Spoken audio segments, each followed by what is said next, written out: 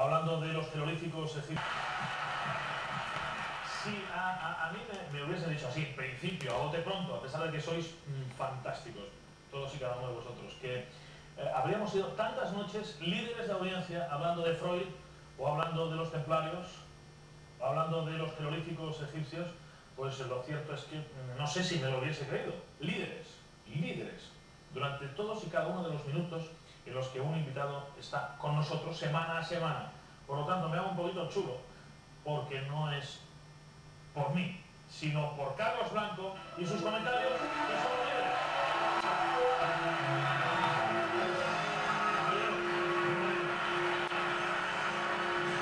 Carlos, ¿se ve bien? Muy bien, sí, gracias a Dios. Carlos, se dice que somos lo que somos porque se han conjugado pues, determinadas épocas y determinadas personas que han ido haciendo evolucionar esto que llamamos el conocimiento, la ciencia. Y podríamos hablar hoy de nombres propios, que todos hemos oído mil veces comentar. Por ejemplo, si te parece, Copérnico, el primero, ¿de acuerdo? Perfectamente. Copérnico o Arquímedes. Arquímedes primero. Sí, si podemos seguir ese orden. Perdón, Arquímedes. 287 antes de Cristo. Bueno, Arquímedes es uno de los primeros matemáticos y sobre todo uno de los matemáticos más relevantes de la antigüedad. Él nace en Siracusa, aquí vemos una imagen de él. Él nace en Siracusa, que es la actual Sicilia, era una colonia griega, en las fechas que acabas de mencionar, pero él se educa en Alejandría. Oye, sus padres, por ejemplo, Bueno, ¿qué sé yo? Los padres de Arquímedes, ¿quiénes son? Los personajes, cuanto más antiguos, menos datos tenemos, claro, porque hay menos fuentes escritas. Pero sí tenemos constancia de que el padre de Arquímedes se llamaba Fidias, como el famoso escultor griego, y que era un astrónomo que trabajaba o estaba muy estrechamente relacionado con la corte de Siracusa, de los reyes de la colonia griega. Como decía, Arquímedes, aunque nace en Siracusa, él se educa en Alejandría. Alejandría por aquel entonces era la ciudad más próspera de la tierra y la meca de la cultura. Pero envían a Egipto, porque como ahora se envía la gente a Londres o a Estados Unidos... Sí, pero es que en ese momento Alejandría era una encrucijada entre Oriente y Occidente. Ellas se fusionaban la sabiduría ancestral de Egipto y de los orientales con la filosofía griega. Era un lugar importantísimo, la verdad es que a mí personalmente me había encantado ver cómo prosperaba la ciudad en el siglo III a.C., todos los hombres de ciencia que dio.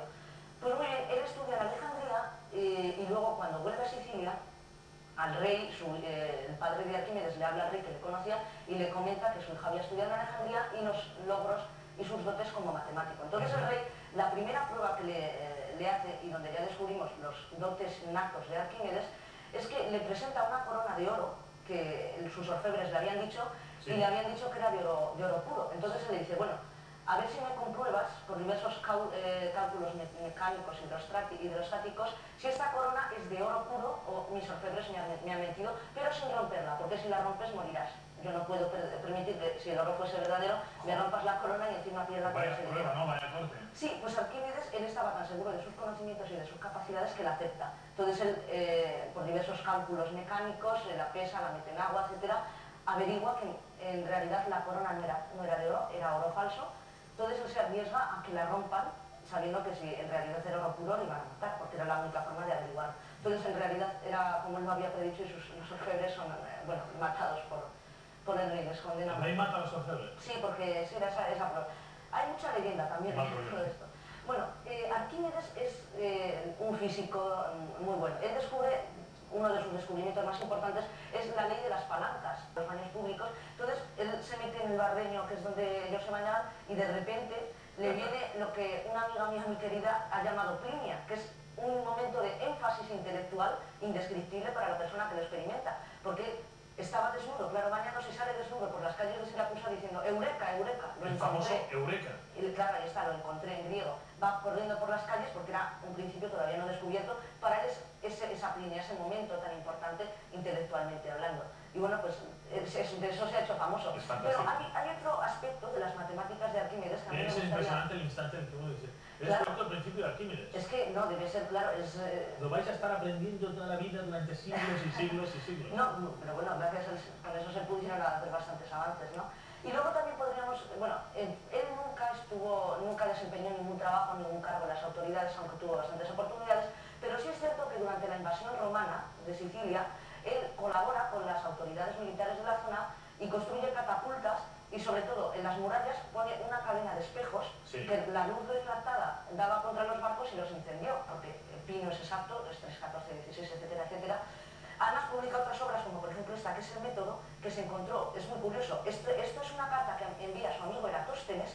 Eratóstenes es el famoso matemático y bibliotecario de la gran biblioteca de Alejandría, que mide la Tierra. Ya sabemos que con unos simples palos mide que el ecuador de la Tierra tenía 40.000 kilómetros. Le escribe una carta y bueno, se encontró en Jerusalén en 1906 los restos, y así publica unas 6 o 7 obras.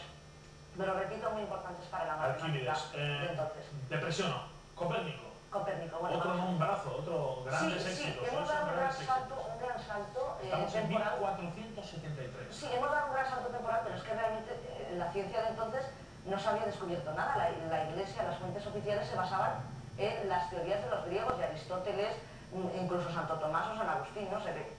Copérnico es un revolucionario nato. Él postuló que el Sol ocupaba el centro del universo. El sistema heliocéntrico, ya sabemos del griego helios es Sol. Y que la Tierra giraba sobre su eje. Claro, y eso contradecía, porque repito, Aristóteles, que era el gran filósofo griego, sus teorías habían sido aceptadas por Santo Tomás de Aquino, que era un filósofo del siglo XIII, que intentó equilibrar la razón con la ciencia y la teología, para decir que la creencia en Dios tenía un fundamento, ¿no? Entonces, Aristóteles nos habla del motor primigenio, que tiene que dar fuerza a todo y que nosotros llamamos Dios, que luego Santo Tomás toma en sus famosas 5 vías tomistas, que llama. Pues entonces la Iglesia acepta esas teorías aristotélicas. Sí.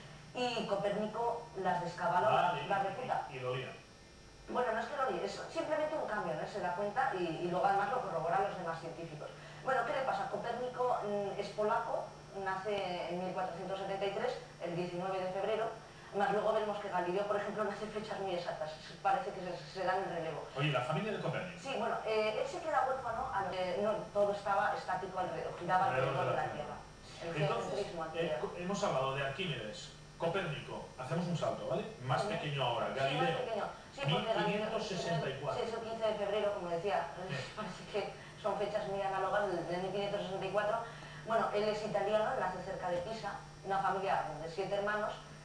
Y bueno, ¿Su padre era músico? Sí, su padre era músico, era Vicenzo Galileo, y parece ser que esta familia eran unos revolucionarios natos, porque su padre ocupa un gran puesto, un puesto muy importante en la revolución musical que por entonces representaba el cambio de las sinfonías medievales a la armónica renacentista, y él, bueno, se le considera muy importante. Y Galileo, podemos destacar, él es, aparte de que apoya la teoría de Copérnico y presenta más datos, representa un gran avance, inventa el telescopio y bastantes otros descubrimientos, también refuta las teorías de Aristóteles sobre la caída de los cuerpos, y sobre todo también sociológicamente podemos hablar, que sabemos que todos conocemos el famoso juicio de Galileo, que los cardenales le juzgan y dice su famosa frase pur si mueve. Entonces, sociológicamente... ¿El pur si mueve qué quiere decir? Bueno, sí, y sin embargo se mueve. He hecho retractar, pero y sin embargo se mueve, sí. Me imagino que lo diría con la boca pequeña y sin embargo se mueve. Bueno, y sociológicamente, repito, se le puede considerar como la figura, el símbolo de la revolución contra la autoridad en la investigación. En ese momento todo tenía que pasar por un censor en Roma que tenía que ver si esta obra era herética, se podía publicar, y si no, no. Entonces, eran pesaditos, ¿eh? No, es que era muy poca tolerancia en ese momento, y no querían que, a lo mejor, ¿por qué por ejemplo se le condena a Fray Luis de León por traducir el Cantar de los Cantares del latín al castellano? Porque tenía fundios sexuales, y como la gente vulgar era más inculta y no lo entendía, pues en ese momento Roma se cerró en sí y en una postura muy intolerante, repito, y lo prohibió. Y Aristóteles, ya ha habido mucha polémica sobre ese juicio, pero la verdad es que le ha dado muchísima fama, ¿no? Bueno, entonces él es el gran inventor del telescopio y lo patenta ante el duque de Venecia. Creo que tenemos una imagen en la que sale Galileo Galilei ante el duque de Venecia, donde precisamente él patenta su nuevo descubrimiento, porque en los Países Bajos él había oído que otro había descubierto algo parecido, entonces se adelanta. Y con ese, bueno, ahora me imagino que nos aparecerá la imagen, y con ese descubrimiento, ¿qué hace? Él identifica los 4 satélites mayores de Júpiter, como te he dicho, y ve que giran alrededor de Júpiter, lo que refutaba la antigua concepción geocentrista de que todo giraba y todo se desplazaba alrededor de la Tierra.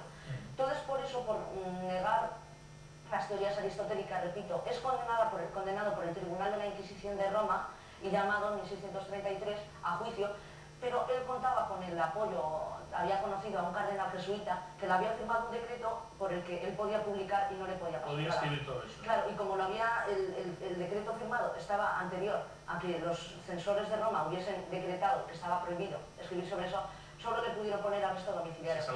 Él siguió, es irrelevante lo que es el resto de su vida, porque él siguió investigando, él luego muere de una ceguera, de unas condiciones muy lamentables, pero bueno, nos dejó todo eso a la ciencia, y justamente es curioso, repito, la ciencia es muy curiosa, porque él muere el 8 de enero de 1642, justamente el 4 de enero había nacido el que Isaac Asimov califica como más grande científico de la historia, Sir Isaac Newton. Todo muy curioso. Carlos Blanco, ya hemos hablado de algunos de los grandes y continuaremos haciendo. Continuaremos haciéndolo porque hay tantos. Muchas gracias. Nace el